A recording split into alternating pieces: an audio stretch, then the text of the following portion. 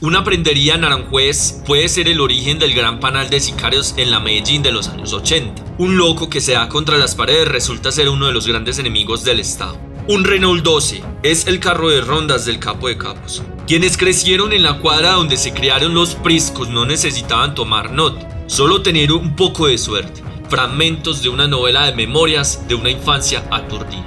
Entrenados en la pionera escuela de lugartenientes de Isaac Goodman, los priscos, llamados así porque eran integrantes de la familia Prisco-Lopera, surgieron en el barrio Aranjuez de la comuna nororiental de Medellín como delincuentes comunes que muy pronto llegaron a las filas del poderoso cartel de Medellín. Esta poderosa oficina, que llegó a manejar cerca de 30 grupos de lugartenientes, se constituyó por su eficacia y su eficiencia.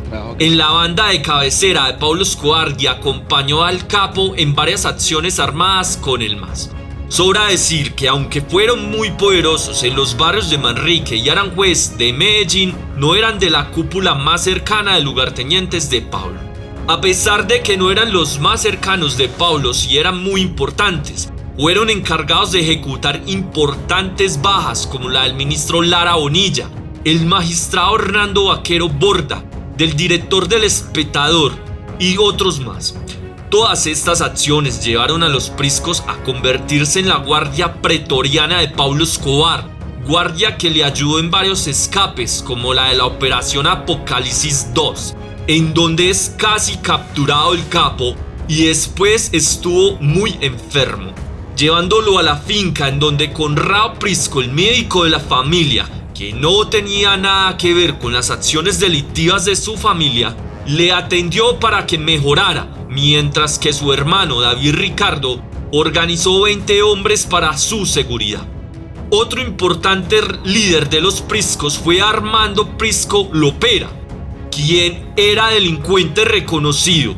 Llevó a cabo numerosas acciones armadas después de haber ejecutado contra grupos de la Dijín. Al verse acorralado y pensar que iba a ser dado de baja y posiblemente antes torturado, decidió darse de baja él mismo.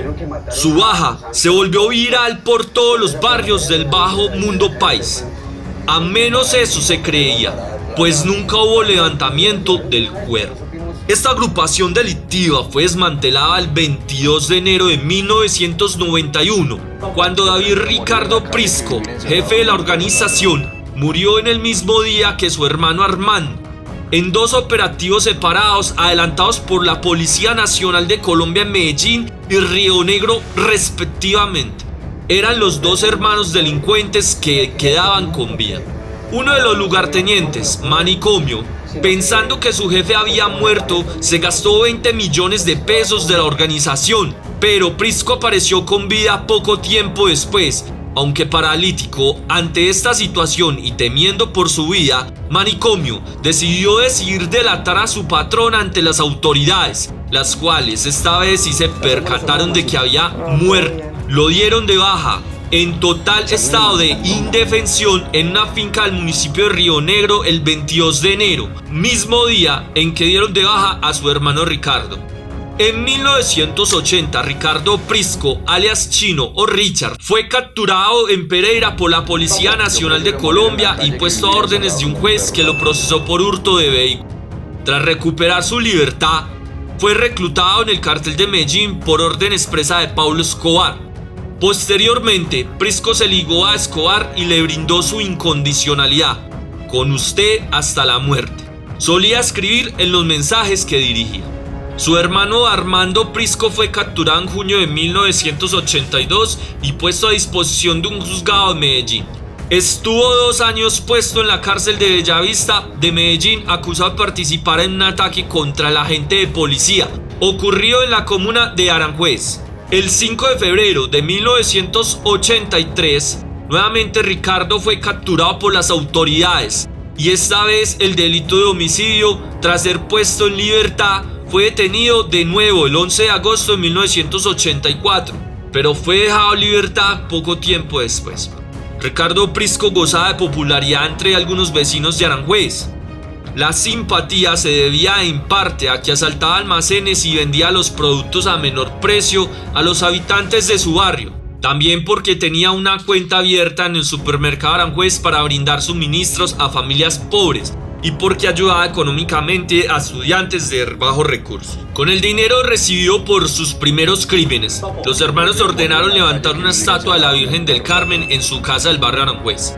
Algunos conocidos aseguraron que antes de cometer un crimen, los priscos se encomendaban a la Virgen y le encendían cirios. Los priscos comenzó a surgir como organización tras la baja de Rodrigo Lara Bonilla, ministro de Justicia, en abril de 1984. El 23 de julio del año siguiente, los priscos asesinaron en Bogotá al juez Tulio Manuel Castro Gil, quien había dictado autodetención contra el jefe del cartel de Medellín, Pablo Escobar, por la muerte del ministro Lara. Pero solo fue en noviembre de 1986 que por primera vez los medios de comunicación revelaron la existencia de los priscos, a raíz de las investigaciones sobre el asesinato del magistrado Hernando Vaquero Borda. La organización del crimen había partido de Medellín, los sicarios habían salido de esa ciudad y la operación había sido comandada por David Ricardo Prisco. En medio de la escalada de violencia del grupo, ese mismo año fue asesinado Eneas Prisco, alias El Negro, en la comuna de Manrique. Vaquero había sobrevivido a la toma del Palacio de Justicia por parte del grupo guerrillero del M-19 el 6 de noviembre de 1985. Sin embargo, 8 meses después de estos hechos, el 31 de julio de 1986, Vaquero Borda fue asesinado en respuesta a su intención de mantener el tratado de extradición en la Corte Suprema de Justicia de Colombia. Cuando Vaquero se dirigía en automóvil a la Corte Suprema, varios lugartenientes que lo esperaban en la intersección de la calle 127 con transversal 55 lo atacaron con disparos de ametralladora y pistola. El magistrado, quien iba sentado al lado de su esposa en la parte trasera del vehículo, logró salir por la puerta izquierda, pero según algunos testigos fue rematado en el suelo. En el hecho murieron otras 2 personas, un transeúnte de 17 años y un escolta, mientras que la esposa del magistrado recibió varios impactos en el hombro derecho y en una mano. También quedaron heridos un policía y el chofer del magistrado. Según investigaciones hechas por el Departamento Administrativo de Seguridad, DAS, que ya no existe, que en esa época era el principal centro de inteligencia estatal de Colombia, los autores materiales del asesinato del director del periódico El Espectador Guillermo Cano Izaza fueron los priscos.